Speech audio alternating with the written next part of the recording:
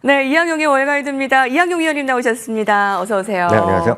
네, 먼저 오늘 살펴보기 전에 자, 이제 FOMC 회의 결과를 앞두고 긴장감을 보였던 뉴욕 증시 출발은 하락이었지만 네. 전량 후강을 보였습니다. 또 한 번의 사상 최고치 기록을 한 하루였어요. 맞습니다. 오늘 물론 애플이라는 엄청난 주가 흐름을 보여준 것도 있겠지만 전반적으로 보면 FOMC를 앞두고 뭔가 좀 위축될 뻔했었는데 그냥 좀 자연스럽게 좀 반등하는 모습이었습니다. 그러면서 S&P 500 기준을 보면 올해 들어서 벌써 27번째. 네, 그리고 나스닥은 15번째 사상 최고가를 기록했습니다. 특정 주식에 대한 것은 나중에 말씀드리겠지만 우리 시청자분들께 늘 말씀드리지만 미국 주식은 좀 분산 투자하시면서 적립식으로 꾸준히 투자하시면 분명히 기회를 줄 거다라고 말씀드리실 거예요. 많은 분들이 이런 얘기를 하십니다. 지금 미국 주식이 너무 많이 올라서 지금 시작하기 너무 늦지 않았냐라는 얘기를 많이 제가 듣습니다. 어디 강의를 가거나 하면 꼭 듣는 얘기인데요. 제가 항상 반문합니다. 그러면 이제 막 태어난 아기들은 어떡합니까? 제일 억울하잖아요. 이렇게 늦게 태어났고 이제 주식을 할 수 있는 아직 몇 년 후에 할지 모르겠지만 늘 말씀드리지만 미국 시장은 늦은 것도 없고 빠른 것도 없습니다. 오늘부터 시작하시면 되겠습니다. 네. 네. 자, 오늘 애플 많이 궁금해 하시는데 위원님의 전략과 분석 잠시 후에 함께 하도록 하고요. 오늘의 인사이트 열어보겠습니다. 꾸준히 빅테크에 주목하는 시장. 네, 맞습니다. 예, 빼놓을 수 없는 애플 어제와 달리 긍정적인 평가를 받으며 폭등세였고요. 오늘은 엔비디아가 조금 쉬어가는 모습이었는데 AI의 메가캡에 완전 순환매가 좀 더 두드러지는 것 같아요. 네, 맞습니다. 빅테크 중심의 시장의 주도는 조금 더 이어질 가능성을 좀 염두에 두시라고 제가 당부드리고 있는데요. 금년 섹터별 흐름을 보면은요, 역시 테크 주식이라든가요, 커뮤니케이션 서비스, 여기에는 이제 알파벳도 들어가 있고 넷플릭스 그리고 메타 이런 게 들어가 있는 것 같은데 이런 것들이 전반적으로 빅테크에 많이 몰려드는 섹터가 되겠는데 이런 쪽이 시장을 주도해 와온 것이 오늘까지 흐름이 되겠습니다. 특히 이제 시가총액 1, 2, 3위 싸움이 치열하죠. 엔비디아, 애플, 마이크로소프트 이런 것들이 시가총액 상위 군단들이 서로 자기도 앞서가겠다고 그런 경쟁하는 모습이 보이고 있습니다. 특히요, 이런 기술주로의 섹터로의 자금 유입이 지난 1주간 10억 달러가 또 들어오면서요, 최근 2개월간 최대 규모로 들어오고 있습니다. 늘 미국 주식은 돈이 들어오는데 특히 기술주로 섹터별로 돈이 더 들어오고 있다라고 보셔야 되겠습니다. 특히 이제 기술주의 선호 현상이 지속되면서 다만 부정적으로 볼 때는 좀 너무 쏠림 현상이 좀 지나치다는 지적이 분명히 있습니다. 매그 세븐 주식이요. 세븐 주식이 전체 시가총액의 한 31% 되겠고요. 탑10 같은 경우를 조금 넓히면 35%까지 차지하는 그 정도가 되겠습니다. 그럼 이들 주가가 왜 이렇게 시장에 강하냐 보면 이익의 성장을 한마디로 주도하고 있기 때문인데요. 이 그림은요, 소위 매그 세븐 주식과 나머지 493개 주식의 이익의 전년 동기 대비 증가율이 되겠는데요. 여기 보시면 진하게 나오는 그림이 매그 세븐 7개 주식, 그리고 약간 흐리게나 하늘색으로 보이는 그림이 S&P 500 중에서 매그7을 제외한, 즉 493개 주식인데요. 전체적으로 보면 특히 작년 정도 보면 진한 파란색이 압도적으로 위로 가고 있고요. 나머지 파란색이 보이지 않거나 아래쪽으로 가 있는 흐름이 이어지고 있습니다. 그만큼 큰 주식들, 매그7 주식들이 이익 증가를 주도하고 있고 나머지들은 오히려 이익이 감소하고 있거나 증가하더라도 조금 있는데 이런 추세가 당초 우리가 연초나 금년 한 3개월 전만 하더라도 3분기부터는 완화돼서 4분기는 역전될 줄 알았는데 이 그림이 지난주에 업데이트된 그림인데요. 4분기에도 역전이 잘 안 됩니다. 거의 붙긴 하지만 역전은 안 되고 오히려 내년부터는요 다시 확대되는 그림을 보이고 있거든요. 이것은 물론 주가 자체가 바로 이렇게 가지는 않겠으나 매그7의 이익의 성장의 동력이 꺾이지 않는다. 여전히 나머지 주식들보다 이런 매그7 주식의 이익 성장률이 더 높다라고 보셔야 되겠고요.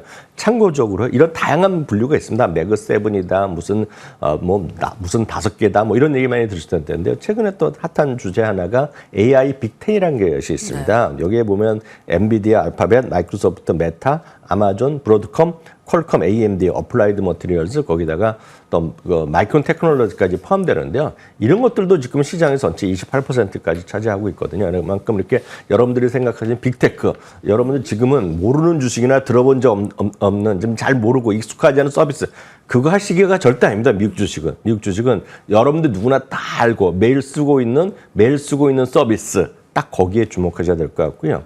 종목에 대한 자신이 없거나 좀 불안하면 늘 말씀드린 ETF라는 거가 여러분 주위에 너무 널려 있습니다. 미국 주식도 있고 한국에 상장된 거 있습니다. 아주 간단하게 몇 개 말씀드리겠습니다. 여러분 많이 아시는 나스닥 100개를 추종하는 QQQ가 있겠고요. 기술주만 추종하는 거가 있습니다. XLK라는 거 있습니다. MGK라는 것이 있습니다. 저희 방송에 가장 많이 소개된 ETF입니다. 초대형 성장주만 모아놓은 것들이 있습니다. 맥스라는 거는 딱 7개만 모아놓은 것이 있습니다.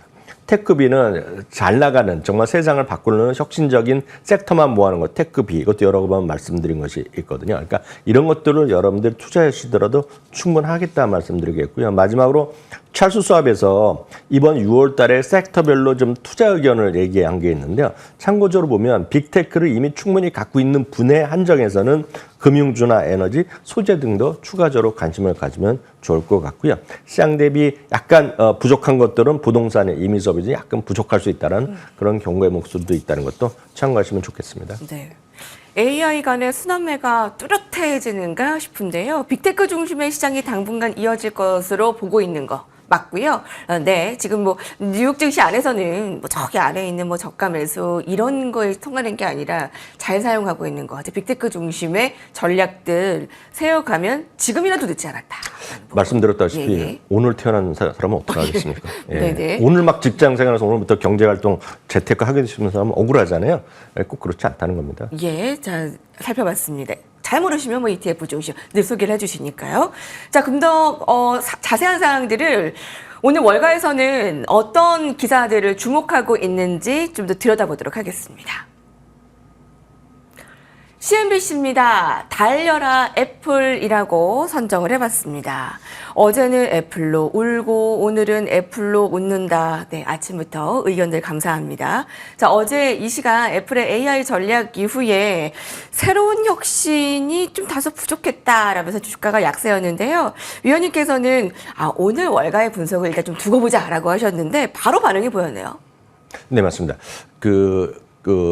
애플의 걱정은 진짜 세상에 쓸데없는 걱정이라는 얘기를 많이들 하거든요. 그런 것들이 여실히 지금 주식시장에서 왕왕 보여주고 있고 오늘도 그렇게 보여줬다라고 보고 있습니다. 오늘 하루 동안요 7% 넘게 주가 상승을 했습니다. 수년 만에 최고치가 되겠고요. 워낙 시가총이 커졌기 때문에 시가총액이 오늘 벌어난 거가 2,200억 정도가 늘어났습니다. 2,000억 원이 아니라 2,200억 달러입니다. 그러니까 엄청난 규모가 늘어났는데요. 이것은 미국 역사상 140년의 금융시장 역사상 세 번째로 많은 금액 기준으로 늘어난 겁니다. 그러니까 엄청난 것을 애플이 다시 한번 보여줬다는 것입니다.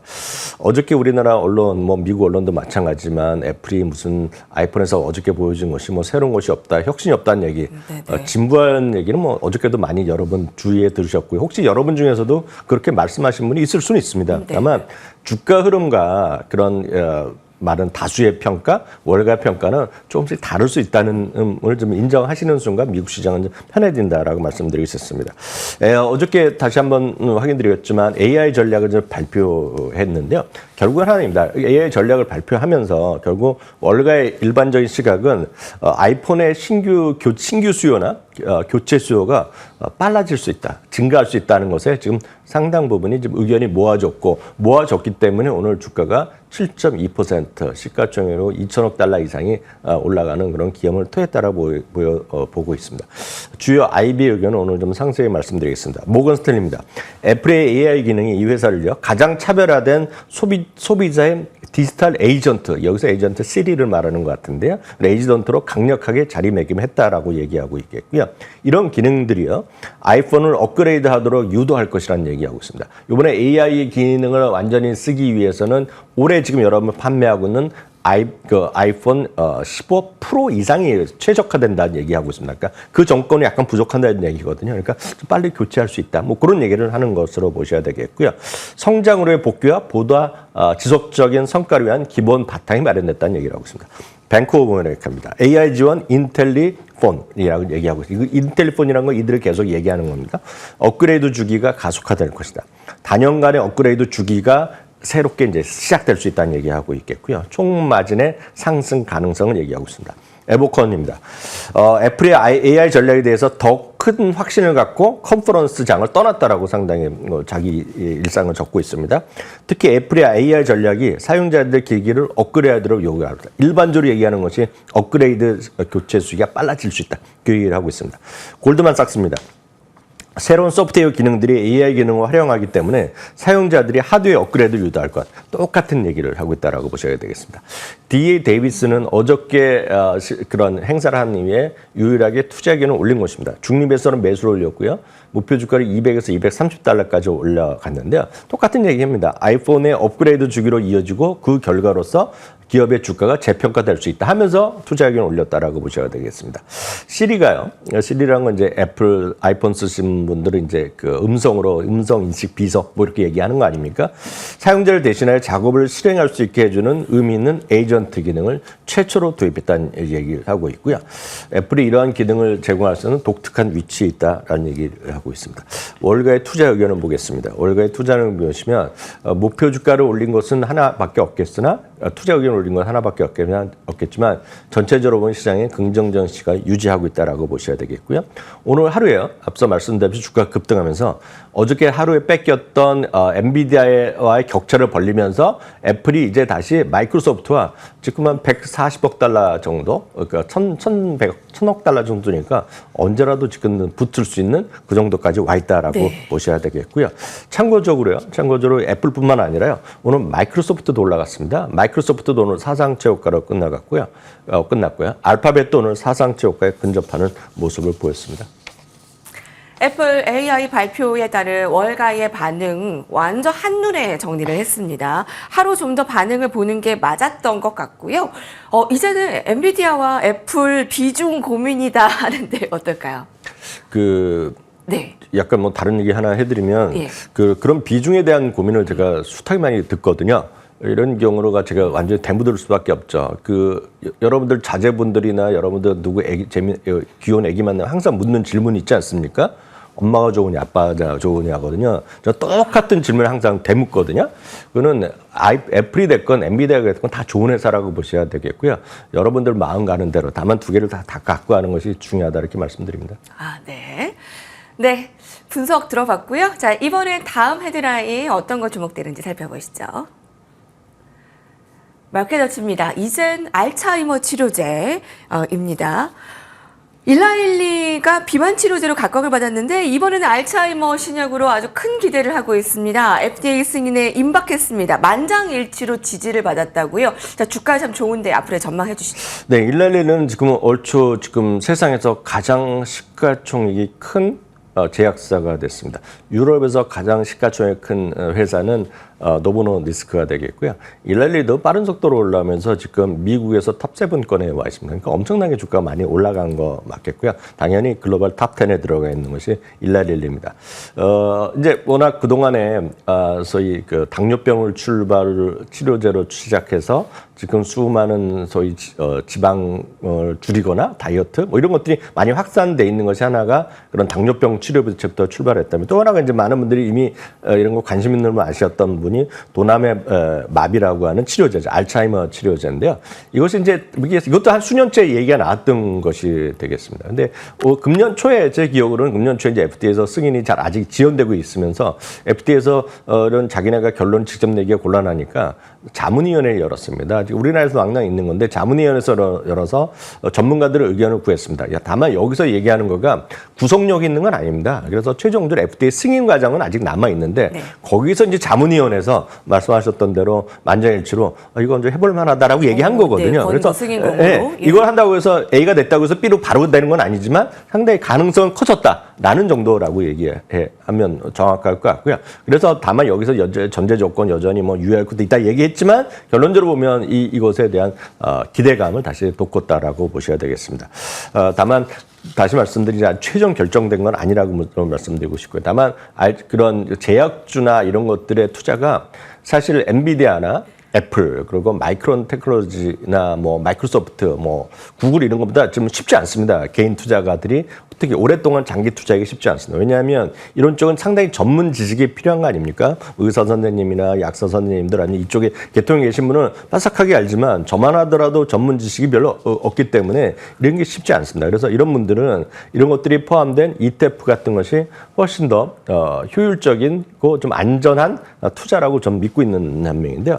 이거는 그래서 일라이 릴리가 됐고 노보노디스크 오늘 말씀드리는 그런 알츠하이머랑 약간 상관없을 수 있지만 일라이 릴리에 대해 관심이 있다면 일라이 릴리가 포함된 요즘 많이 핫한 소위 체중 감량 그런 관련된 ETF가 국내에 많이 있기 때문에 이런 쪽을 한번 보시면 좋을 것 같고요. 다시 한번 소개해드리지만 해외에서 미국에서 상장되어 있는 건 HRTS라는 다이어트라든가 심장혈관 뭐 이런 걸 해서 이미 많이 나왔던 것이 HRTS라는 게 있겠고요. 좀 더 체중 감량에 좀 특화된 것이 오젬피크에서 이런 말을 따는 오젬이라는 게 있겠고요.